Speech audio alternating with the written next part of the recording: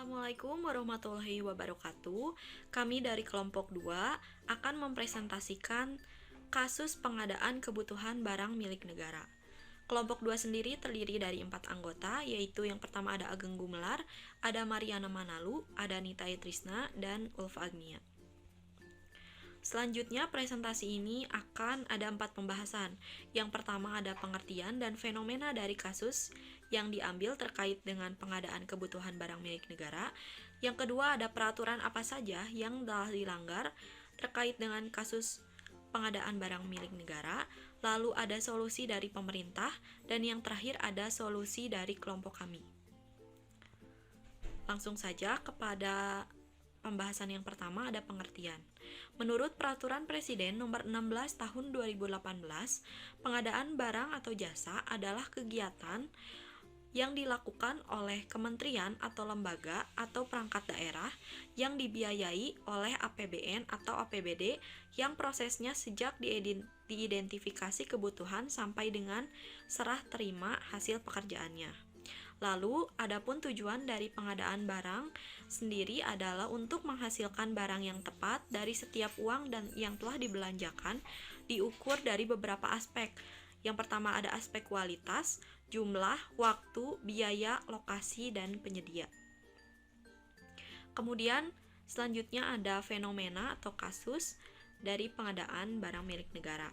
Kelompok kami mengambil kasus yang sedang ramai dibicarakan akhir-akhir ini, yaitu tentang korupsi bantuan sosial untuk masyarakat oleh Menteri Sosial. Nah, di sini kelompok kami telah merangkum beberapa fenomena, beberapa poin yang penting untuk diketahui. Yang pertama ada pengadaan bantuan sosial penanganan COVID-19 berupa paket sembako dilaksanakan oleh Kementerian Sosial tahun 2020. Pengadaan tersebut bernilai sekitar 5,9 triliun dengan total 272 kontrak dan dilaksanakan selama 2 periode. Nah, yang menjadi masalah adalah biaya yang dipatok untuk disetorkan kepada rekanan oleh Menteri Sosial hanya sebesar Rp10.000 dari total Rp300.000 per paket bantuan sosial. Nah, bantuan sosial ini dilaksanakan selama 2 periode. Yang periode pertama, Menteri Sosial telah menerima suap sebesar 8,2 miliar, dan untuk periode yang kedua, Menteri Sosial menerima suap sebesar 8,8 miliar yang ditotalkan menjadi 17 miliar uang suap yang diterima oleh Menteri Sosial untuk kepentingan pribadinya. Selanjutnya, yaitu Indonesia Corruption Watch atau ICW sendiri menemukan beberapa kejanggalan, mulai dari rencana umum pengadaan yang tidak diungkap dalam Sistem Informasi Rencana Umum Pengadaan Lembaga Kebijakan Pengadaan Barang dan Jasa Pemerintah. Jadi, Kementerian Sosial ini tidak mengungkap apa saja rencana umum pengadaan dari bantuan sosial COVID-19 ini. Lalu, pihak Kemensos pun tidak melakukan identifikasi kebutuhan yang ada di lapangan. Kemudian, penunjukan penyedia barang tidak sesuai dengan ketentuan, yaitu berpengalaman di pengadaan sejenis, dan juga penunjukan penyedia didasarkan pada suap atau konflik kepentingan. Jadi, penunjukan penyedia ini seharusnya disesuaikan dengan beberapa kualifikasi yang sudah sesuai dengan prosedur. Namun, dari Kementerian Sosial ini tidak sesuai dengan prosedur dari kualifikasi penyedia barang, sehingga penyedia barang pun dinilai ditunjuk secara asal-asalan oleh Kementerian Sosial. Sekian fenomena singkat dari kasus pengadaan barang milik negara. Selanjutnya akan dibahas peraturan apa saja yang telah dilanggar terkait dengan kasus ini. Assalamualaikum warahmatullahi wabarakatuh. Nama saya Ulfa Agnia. Di sini saya akan menjelaskan tentang peraturan yang dilanggar. Nah, seperti yang sudah dijelaskan dalam latar belakang, di mana terdapat permasalahan mengenai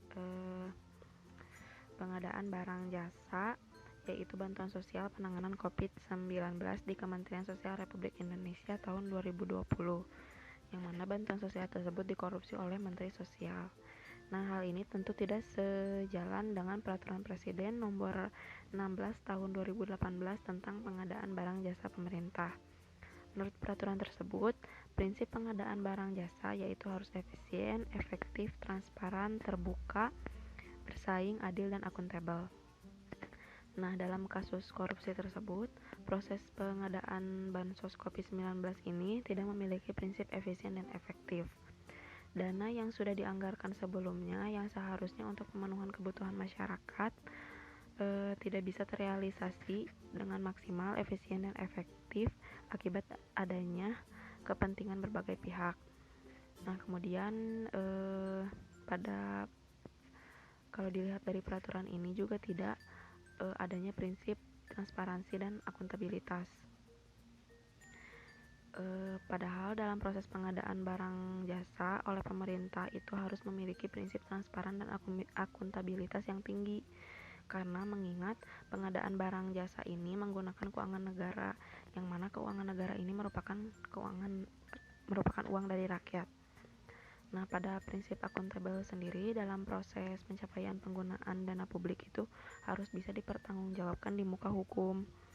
Selain pengadaan harus mencapai sasaran baik fisik, keuangan maupun manfaat bagi kelancaran pelaksanaan tugas umum pemerintahan dan pelayanan masyarakat.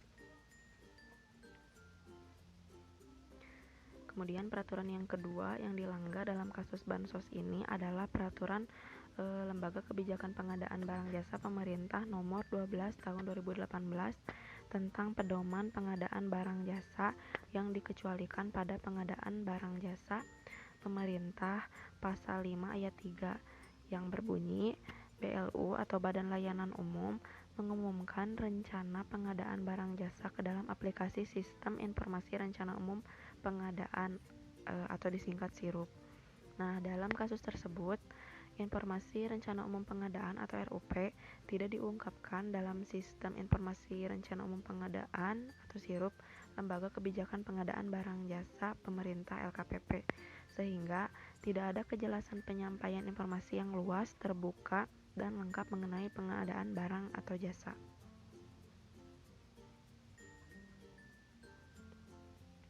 Kemudian peraturan yang ketiga yang dilanggar dalam kasus ini adalah Peraturan Presiden Nomor 16 Tahun 2018 tentang pengadaan barang jasa pemerintah pasal 18 ayat 1 yang berbunyi perencanaan pengadaan meliputi identifikasi kebutuhan, penetapan barang jasa, cara, jadwal, dan anggaran pengadaan barang jasa.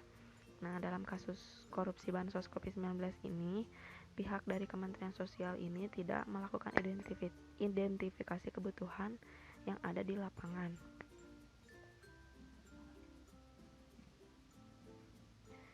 Nah,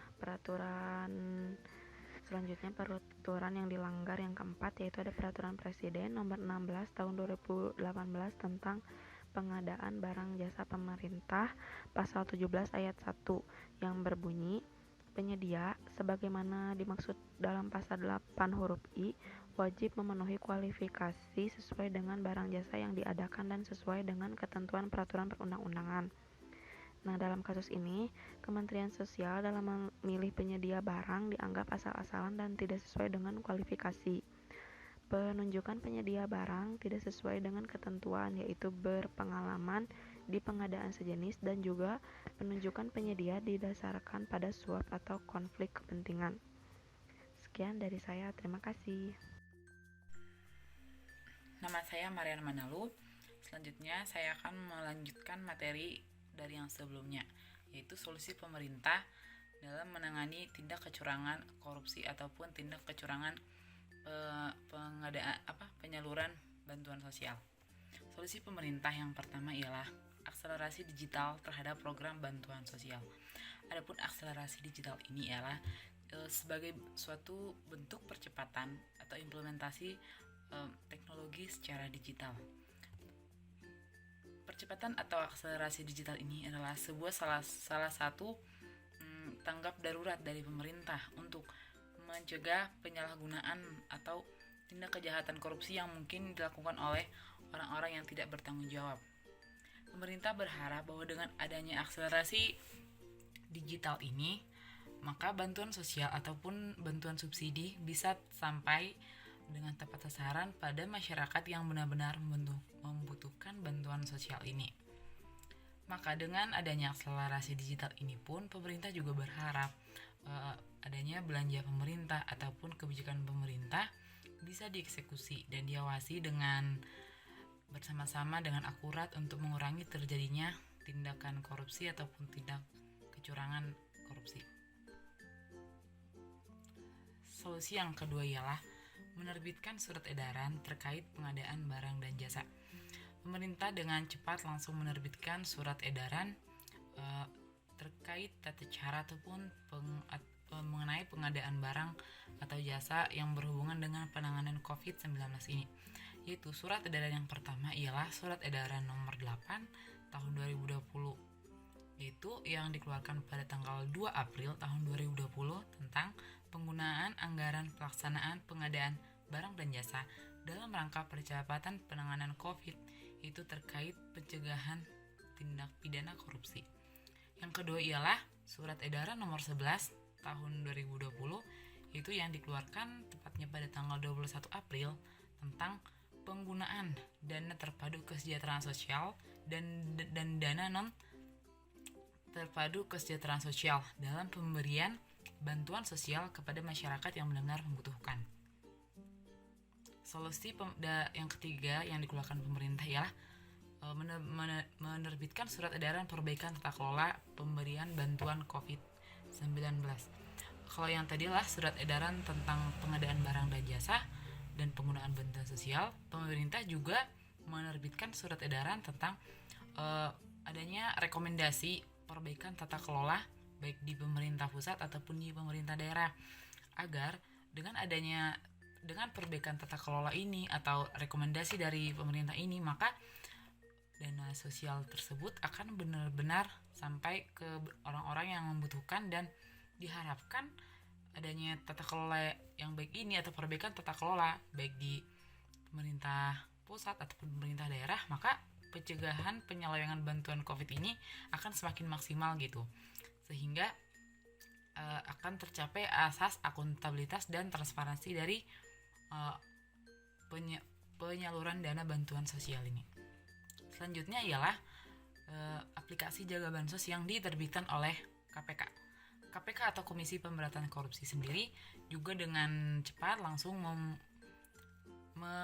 meluncurkan sebuah aplikasi, yaitu aplikasi Jaga Bansos. KPK ini meluncurkan aplikasi ini adalah sebuah bentuk pencegahan tindak pidana korupsi. Selain itu, aplikasi ini juga disengaja agar masyarakat bisa mengetahui bagaimana tata cara ataupun tata kelola pemberian bantuan sosial ini.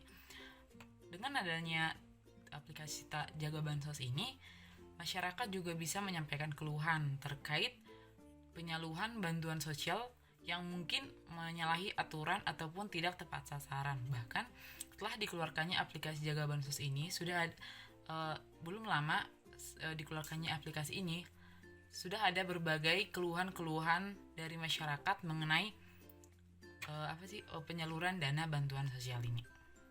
Selanjutnya akan dijelaskan oleh teman saya. Terima kasih. Selanjutnya, materi akan disampaikan oleh saya Agung Gumelar mengenai solusi dari kelompok. Beberapa solusi dari kelompok 2 diantaranya: 1. Sentralisasi pengadaan barang dan jasa. 2. Akses data ke publik melalui portal daring. 3. Mengutamakan prinsip prioritas, efektif, dan efisien. 1. Sentralisasi pengadaan barang dan jasa. Untuk memberikan informasi yang transparan dan akuntabel sehingga penanggulangan pandemi bisa lebih efektif dan efisien, pemerintah perlu mengeluarkan kebijakan perihal pengadaan barang atau jasa dalam kondisi pandemi ini. Sentralisasi pengadaan barang jasa kepada lembaga pengadaan nasional yang berkaitan dengan kondisi COVID-19 sehingga mempermudah pengawasan dan meminimalisir untuk kemungkinan terjadinya tingkat kecurangan atau korupsi dana pengadaan barang dan jasa. 2. Akses data ke publik melalui portal. Pemerintah perlu untuk membuka akses data pengadaan barang dan jasa ke publik melalui portal daring. Dengan adanya portal daring, diharapkan transparansi data pengadaan barang dan jasa akan diketahui oleh masyarakat. Yang ketiga, mengutamakan prinsip prioritas, efektif, dan efisien. Dalam pengadaan bansos COVID-19, pemerintah harus mengutamakan prinsip prioritas, efektif, dan efisien. Meski dalam keadaan darurat, sekalipun prinsip transparansi pengadaan barang jasa harus tetap dipatuhi. Pemerintah harus memastikan bahwa data kebutuhan bantuan sosial merupakan hasil kajian cepat di lapangan yang memang dibutuhkan dalam kasus pandemi saat ini. Hal ini perlu dilakukan untuk meminimalisir tindak kecurangan korupsi yang mungkin dapat terjadi pada setiap proses pengadaan barang dan jasa yang berhubungan dengan COVID-2019 atau COVID-19. Demikian presentasi dari saya. Sekian dan terima kasih. Wassalamualaikum warahmatullahi wabarakatuh.